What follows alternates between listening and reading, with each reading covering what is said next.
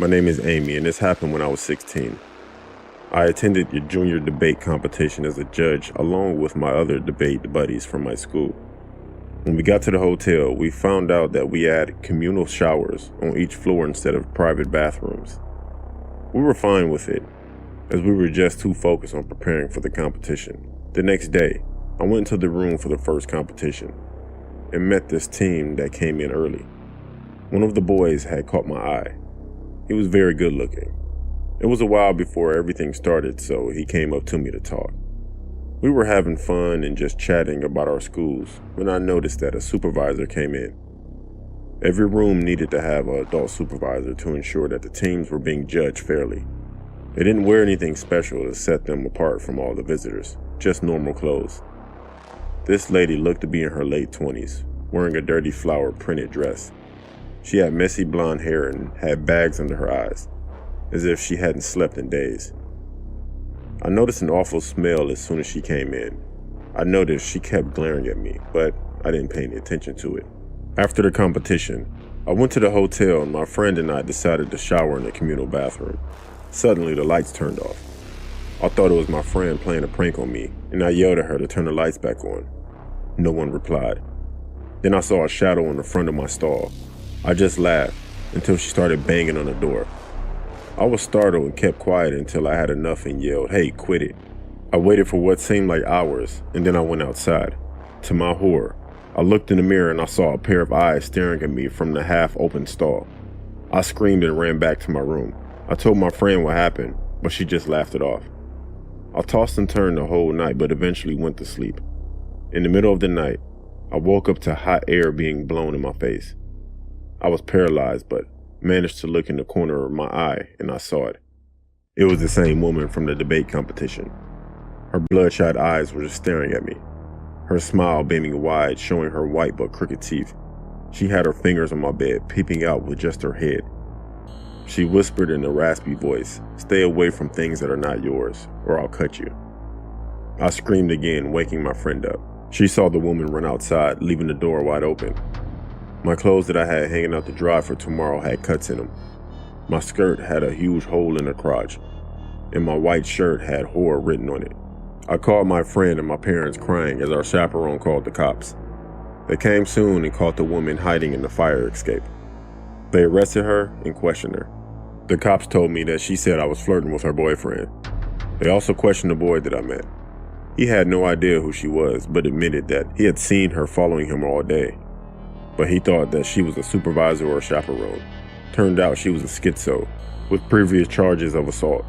To this day, I never want to go to a communal shower ever again.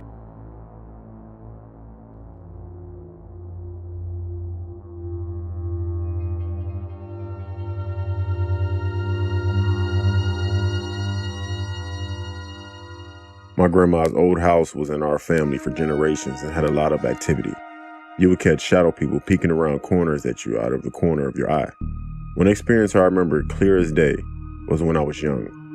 There was a strange woman sitting in a rocking chair in her den, quietly rocking, looking out the window.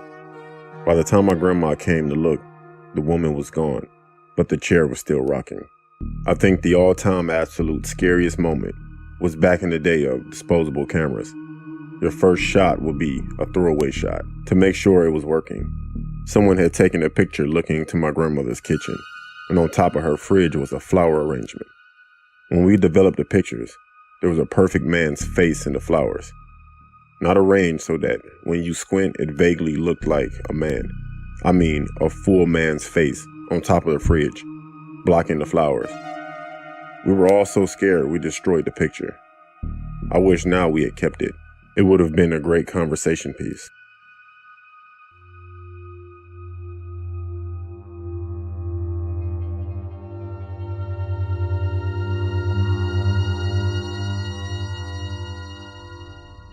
This happened a few months ago during the summer break.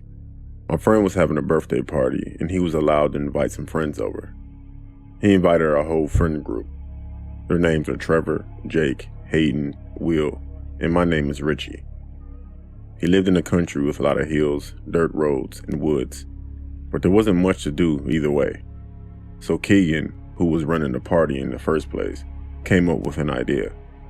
As night came, his parents fell asleep, and we were sitting by the fire talking and having fun. Keep in mind, my friend had a big field behind his property, and on the right side was a huge forest. But all you had to do to get back was turn around and walk straight up, and you would meet back in the field. So when we got back, me, Keegan, and Will wanted to explore the woods with flashlights. It was 3 a.m. when we left into the woods. It was dark, and even with the most of the flashlights, it was scary for pretty much everyone. We were walking for a while until we found a steep decline into a small ravine. Even Keegan himself, who claimed he knew the woods, had no idea about it all. Instead of walking down the hill, we decided to just tread on the side until we found a rock formation that was flat and sturdy enough to at least stand on. "Should we walk in?" asked Keegan. "Let's just take the dive," Will said. Keegan and Will dropped down first, taking it slowly all the way to the creek bed. I followed behind them quickly. Trevor, being slightly hesitant, looked around at Hayden and Jake, holding the majority of the flashlights, shook his head and said, "I think we should go back, Hayden." So as the others went off, we were walking down the creek, and then all of a sudden our flashlights died. It was okay because I and Trevor brought our phones. They had low battery, so we decided to leave. As we were walking through the woods to go back to Keegan's house, I saw the tree line to the field that goes back to Keegan's house. But as we got to it, my eyes widened. I saw no house and I saw no field. I just saw more woods and brush that rose to my neck. "We just gotta walk further up," Keegan claimed. As we got further up, the weeds got lower, and ahead of us we saw miles of woods and we panicked. We were very confused. It's like the house vanished. Then we heard a loud voice. It sounded like people, and it was coming from our right in the dark woods. I said hello, and it was two familiar voices, Jake and Hayden. I asked, "Where are you?" They yelled out that they were lost and the house was gone, and they sound really confused. Me, Keegan, Will, and Trevor panicked, knowing that we were lost and that the house should be here. So we kept yelling so they can follow our voice, and they had to go through prickers. Jake got cut up badly, but they managed well. They finally met up with us, and we were arguing because of the fear of being caught, sneaking out, and being lost for good. Then Trevor said he saw a trail. We walked down there and started following the trail. We heard strange noises and thought it was just the wind. But then we saw something big move, and it made strange noises, and we started walking really fast. Then the noises went away. After 30 minutes, we realized this trail went in circles and kept looping. We started arguing again about what we should do, but Will noticed a beam of light on this mountain. So we all decided to climb it and hope for the best. And to mention, it was miles and miles away. We climbed through the mountain. We all got injured and also went through some poison ivy. We finally reached the top of the mountain, and we were exhausted. It was someone's house that had a beam of light. Keegan said, "I know this house. I know where my house is." So we followed Keegan and finally arrived at his home. We sat in his room talking about how strange this experience was.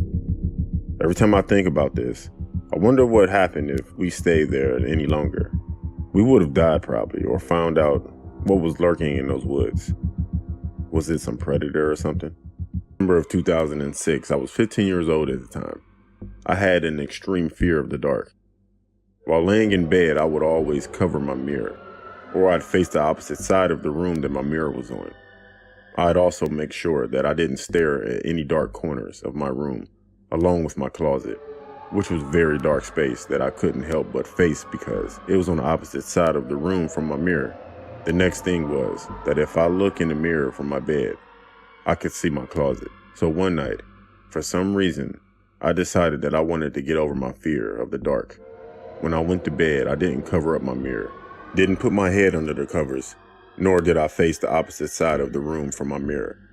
I laid down, turned my lamp off, and stared at my mirror. Then I guess I fell asleep. When I woke up, I was looking at my door. Then I panned my eyes over to my mirror, and to my surprise, there was someone standing in the darkness of my closet that I saw in the mirror. I fumbled to turn on my lamp, and I looked at my closet, but no one was there. I told my parents what happened. For some reason, they said it was my imagination. My 15-year-old imagination, I guess. I told them that I wasn't 3 years old and I know what I saw. A week later, I got up in the middle of the night to use the bathroom, and I looked in the mirror, surprisingly seeing the same dark figure in my mirror, but he was closer to my bed, a lot closer. I ran screaming out of my room and told my parents again. I told them that there's no way that I would sleep in my room again. So my father said he was sleeping there starting the next night, in which I pleaded for him not to do it. Of course, he didn't listen and went anyway. The first few nights, there was nothing happening. My father didn't understand what scared me, but insisted that I never go in the room again. I go in there and grab anything that I needed. One night, my parents were placing more gifts under our Christmas tree, while joking about the so-called monster in my room, as my father says. This whole time while he slept in my room, I slept in his with my mother, but I was on the floor. We all watched the movie and went to bed like usual. But my mother and I watched the Grinch movie, and that's when I guess I dozed off.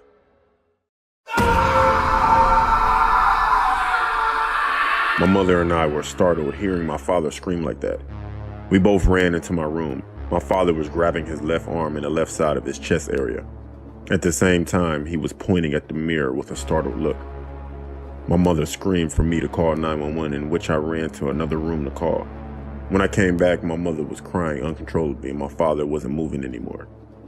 His eyes were wide open, in the direction of the mirror, just stuck on it. My father passed away from a massive heart attack. After that night, my uncles and grandparents helped us move out because we didn't want to stay there anymore. My grandfather found a journal on the nightstand next to my bed. I never put it there. My mother looked at it and said it was my father's handwriting. What we didn't know was that my father kept a log for every night that he slept in my room. He mentioned that he saw someone in the mirror, and every night he would get closer to the point that the dark figure was standing over the bed. He just didn't tell anyone because he didn't want to scare us. I really don't know what to think, honestly. Is this my fault that he's dead? I know our Christmas that year was not joyful as we wanted it to be.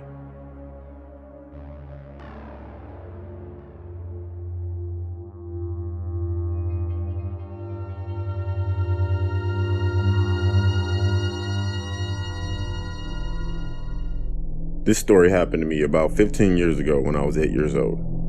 Whenever she could, my mom would take me and my brothers to Blockbuster to rent out a movie for the weekend. This one Thursday, we went to Blockbuster. My mother gave me and my brother some money, and we all went our own directions to look around the store. After looking around, I found a movie I wanted to rent, but I didn't have enough money. It was Jurassic Park. I was thinking to myself that I should look for another movie to rent. As I was doing so, a short man in his early 40s appeared right next to me. He had a shaved head and large glasses. The man asked what movie I was planning on renting. I told him Jurassic Park, but I didn't have enough money. The man put his hand on my shoulder and said, "I'm sure your mom will be happy to help you out with a little extra money."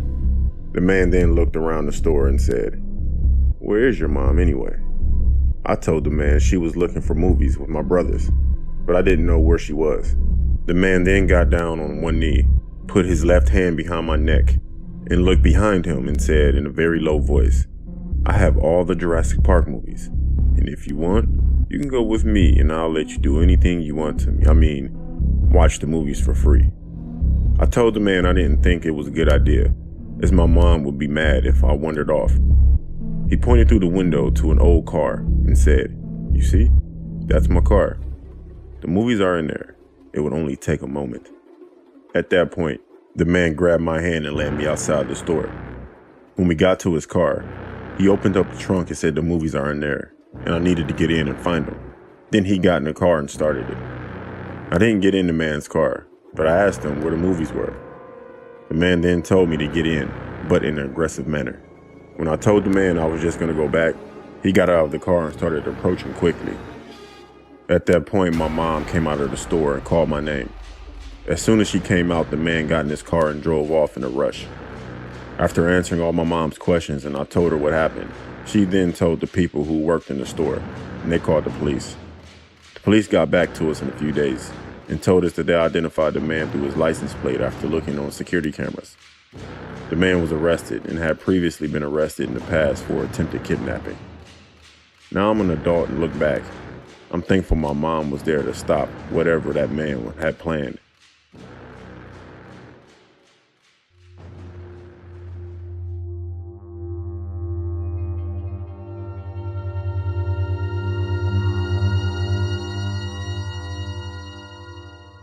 When I was younger, I used to work in a Blockbuster, mostly on the evenings and nights. I never had any eventful or unusual experience while working there, except for one night. I think it was a slow evening on a Monday. A bearded man in his 50s came in the store. He was wearing a winter hat, a black leather coat, and dirty dark jeans and boots. He approached the counter, where I was working, and emptied a plastic bag he was carrying. He put on the counter a couple of video games and some DVDs.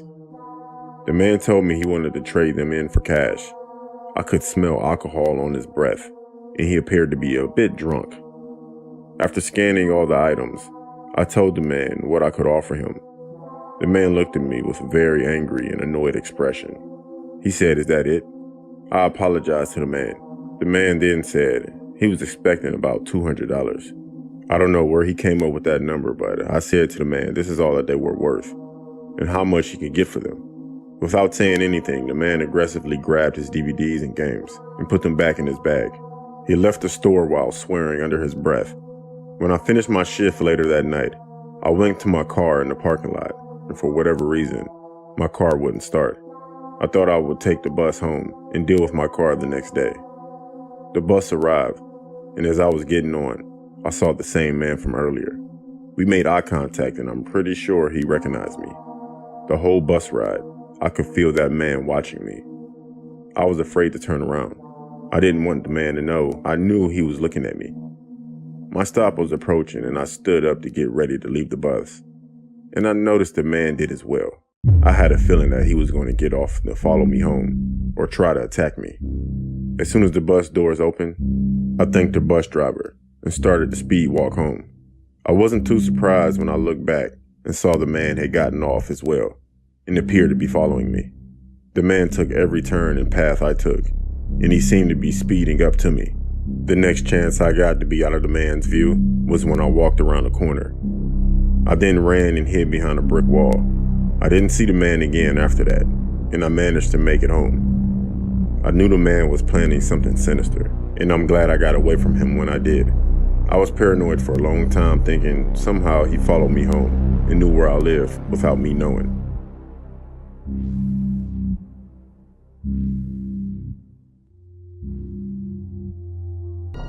I had recently met up with my older brother, whose name is Timothy.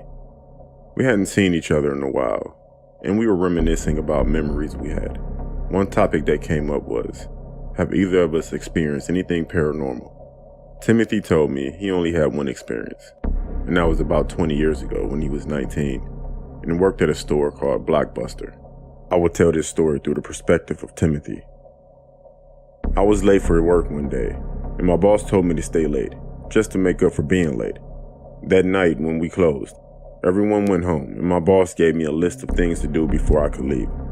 And then he left me alone to lock up when I finished. One of the tasks was to sit in the back room and rewind movies to the beginning that people had forgot to do before returning them. I had finished rewinding the movies and put them back in their cases, and then turned off the TV. As I was looking at my to-do list, I heard something fall from the shop floor. I walked around and looked for what the noise could have been. I saw video cases on the floor.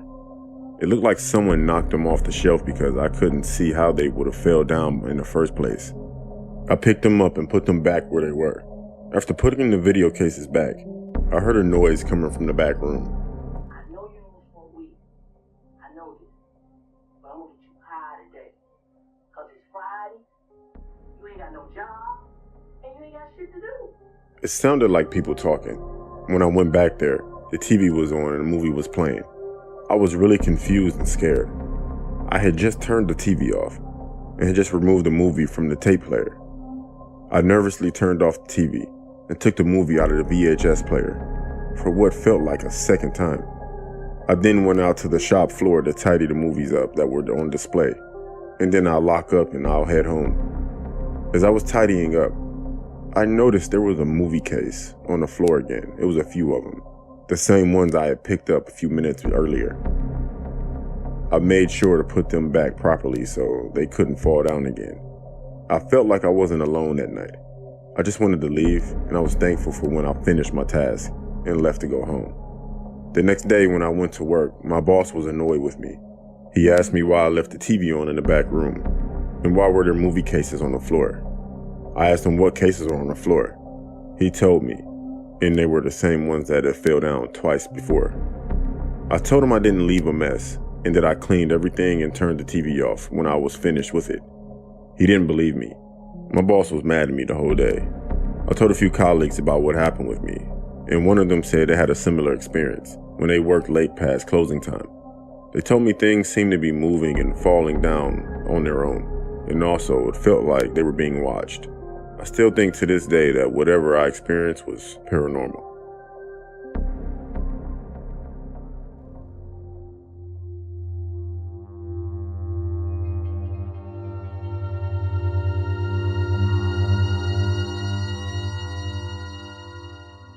My name is Karen, and I'm a stay-at-home mom and in charge of my neighborhood watch program. In 2006, we had a surge of new people moving into our neighborhood. It was definitely changing around here. There were times when I'd wish people would just move back to where they came from. Out of nowhere, the house burglaries and overall crime skyrocketed. I felt responsible due to my high position within our neighborhood. I'm a very important person. My husband Chad and his friend Kyle started to get involved in the neighborhood watch due to the influx of crime. There was a night where Kyle came running inside our house frantically, telling us to load up because he saw someone who looked suspicious running around the neighborhood with a hoodie and shorts on. Kyle told us the direction that he was running and where we could cut him off at. We went to a location where we could wait for this guy to run past. Chad then said something very disturbing to me. He said that he's tired of these people moving to his neighborhood and taking over, that he needs to make something happen, make it safe again. We heard someone running, then Kyle and Chad jumped from behind the bushes, and the man stopped running. Kyle asked the man, "Who are you? Where are you going? And where are you coming from?" The man looked confused and pulled off his headphones from his ear. The man then reached in his pocket. I screamed gun, and Kyle pulled his AR from the bushes, pointed at the guy, and squeezed the trigger. But it jammed. The man pulled his phone out, and that's all, just his phone. Then he ran away. Kyle and Chad yelled out loud that he better run away and go back to the city. They also said that the man and his friends won't break into people's houses anymore. The next day we found out that a few teens that lived next door to us that we knew very well were arrested. I was mistaken. So was my husband and his friend. We thought the people committing crimes were the new people from the city that just moved here. It was the teens that grew up here from when they were babies. I always think, what would have happened if that gun didn't jam? There would have been a murdered innocent teenager. It would have been my fault for screaming. Please never judge a book by its cover. I know this isn't scary, but every time I think about it, it terrifies me.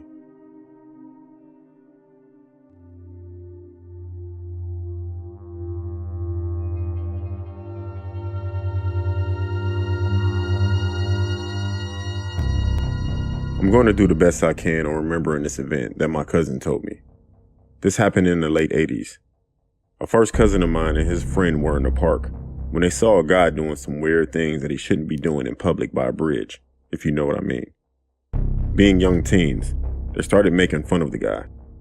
I believe he tried to get them to come join him, but eventually he chased them and vowed that if he caught them, he would kill them. They went home and told my uncle, who's 6'5" and looked pretty fit at the time.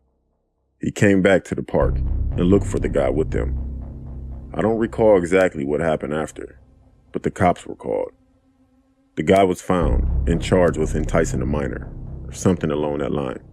As my aunt told me, in 1991, she and my uncle started getting calls from reporters. They were asking about charges against a guy in the news, if his name was familiar, and what occurred with their son. You see, my aunt, uncle, and their 3 kids lived in Wisconsin. The guy my cousin and his friends ran into was none other than Jeffrey Dahmer. My cousin ended up on an episode of the Phil Donahue Show with Tracy Edwards, the guy who was intended to be the victim but escaped and ended up getting Jeffrey Dahmer caught. Now I'm curious. I needed to call them and get a refresher of events, since that was almost 30 years ago. I wanted to see if they still had the tape from that show or if something's on YouTube.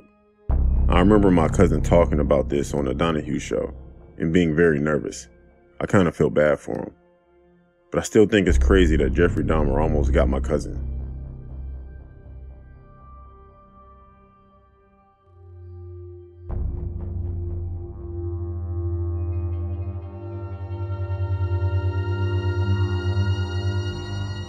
I was 24 at the time and driving to work.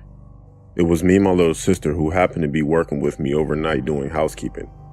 On our way to work, she got a phone call saying that something was wrong with my niece. She had to call off, which of course is something she did very frequently. I was forced to turn around and drop her back off home, and I had to head to work. Since I had to turn around, I realized I was going to be late, so I had to take a shortcut.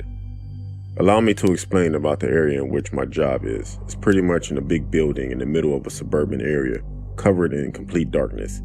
I wanted to speed up to get to work on time, but couldn't because deer tend to jump out in front of your cars out of nowhere.